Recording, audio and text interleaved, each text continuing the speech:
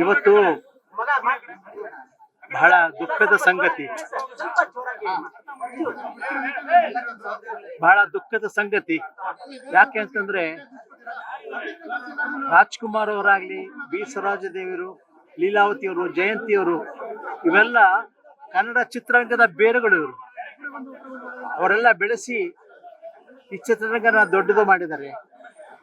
ನಮಗೆ ಇದು ಅವರು ಕೊಟ್ಟ ನೆರಳು ನೋಡಿ, ಅವರು ಸಾಕಿದ್ದು ಅಂದ್ರೆ ಈ ಚಿತ್ರರಂಗನ ಅಷ್ಟು ಚೆನ್ನಾಗಿ ಬೆಳೆಸಿದ್ರು ಅವಾಗಿನ ಕಾಲದಲ್ಲಿ.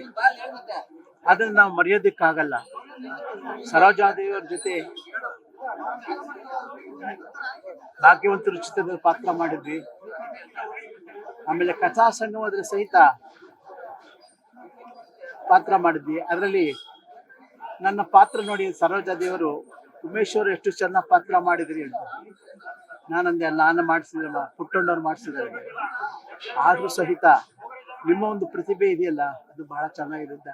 ನನ್ನ ಕಂಡಾಗ್ಲೆಲ್ಲ ರಾಜ್ಕುಮಾರ್ ಮನೆಗೆ ಹೋದಾಗೆಲ್ಲ ಆಗ ಸಿಗ್ತಾ ಇದ್ರು. ಮತ್ತೆ ನಮ್ಮ ಚಿತ್ರರಂಗದ ಏನೇ ಸಮಸ್ಯೆ ಆದ್ರೂ ಸಹಿತ ಅವರು ಹಿರಿಯ ಕಲಾವಿದರಾಗಿ ನಿಂತುಕೊಂಡು ಆ ಸಮಸ್ಯೆ ಬಗೆಹರೋದಕ್ಕೆ ಅವರು ಸಹಕಾರ ಕೊಡ್ತಾ ಇದ್ರು. ಅವರ ಒಂದು ಅವರು ಬರೀ ಕನ್ನಡದಲ್ಲಿ ಅಷ್ಟೇ ಅಲ್ಲ, ಪಂಚಭಾಷಾತರಿ ಎಲ್ಲಾ ಭಾಷೆಗಳು ಸಹಿತ ಅವರು ಚೆನ್ನಾಗಿ ಅವರ ಅಭಿನಯಿಸಿ ಅವರ ಕೊಡುಗೆ ಕೊಟ್ಟಿದ್ದಾರೆ. ಆದ್ರೂ ಸಹಿತ ಅವರು ಎಷ್ಟು ಒಂದು ಮೃದು ಸ್ವಭಾವದವರು ಅಂದ್ರೆ, ಅಷ್ಟು ದೊಡ್ಡದಾಗಿ ಬೆಳೆದಿದ್ರು ಸಹಿತ ನಾನೇನು ಇಲ್ಲ, ನಾನೇನೋ ಚಿಕ್ಕವಳು ಅಂತ ಆ ಭಾವನೆ ಇತ್ತು ಅವ್ರಿಗೆ.